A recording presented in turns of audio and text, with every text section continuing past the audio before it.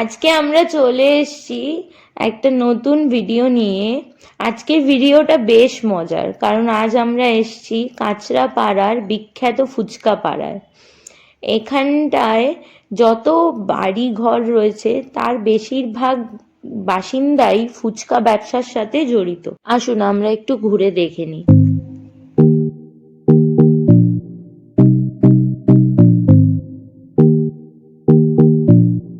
চলুন যেতে যেতে আমরা একজনের সাথে কথা বলে নিই। আচ্ছা, কত বছর ধরে এটা করছেন? আমি 17-18 বছর।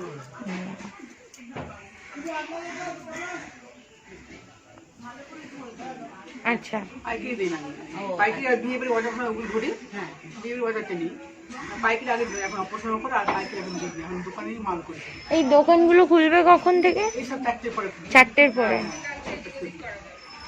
খাওয়া দাওয়া এই এখান থেকে পুরো এটাই ফুচকা পাড়া না? সামনে ওইটা আরো বেশি। হ্যাঁ, কম, ওইটা পর পর। বিকেল হতে তো এখনো অনেক দেরি, তো আমরা যাই পাড়াটা একটু ঘুরে দেখি। আর কাছেই একটা রাসমণির মন্দির সংলগ্ন ঘাটের খোঁজ পেলাম, সেখানটাও একটু ঘুরে দেখব। এখানে আসতে হলে শিয়ালদা থেকে মেন লাইনের যে কোনো ট্রেন, যেরকম রানাঘাট, শান্তিপুর, কল্যাণী সীমান্ত বা গেদে ধরে কাঁচরাপাড়া স্টেশনে নামতে হবে। কাঁচরাপাড়া স্টেশন থেকে বাগমোড়গামী যে কোনো অটো বা টোটো করে বাগমোড়ে এসে নামতে হবে। তারপর বাগমোড় থেকে আরেকটি টোটো ধরে এই শহীদ পল্লী বা ফুচকা পাড়ায় চলে আসতে হবে।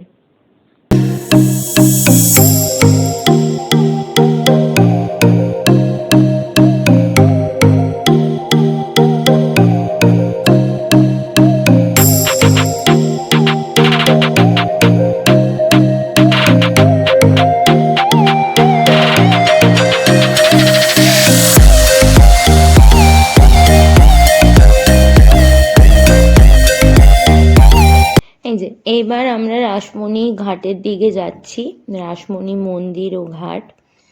এই জায়গাটাতেও বিকেলের দিকে অনেক ফুচকার দোকান বসে। এখনও কিছু কিছু রয়েছে। আমরা আগে মন্দিরটা দেখে নিই।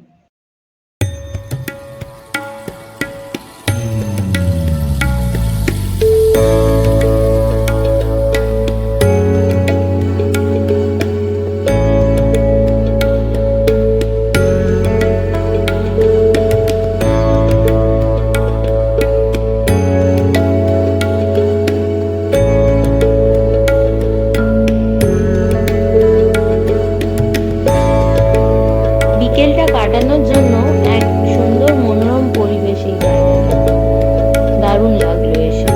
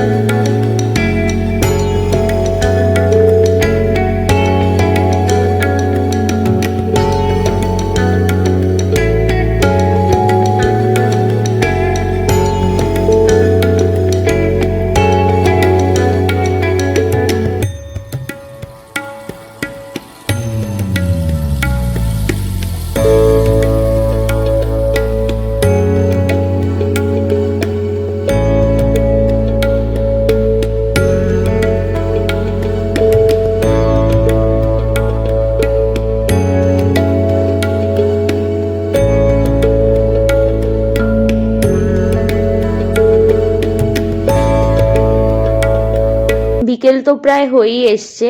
এবার আবার আমরা ফুচকা পাড়া বা ফুচকা গ্রাম, যে যাই বলুক, আমরা ওই দিকটা চলে যাব।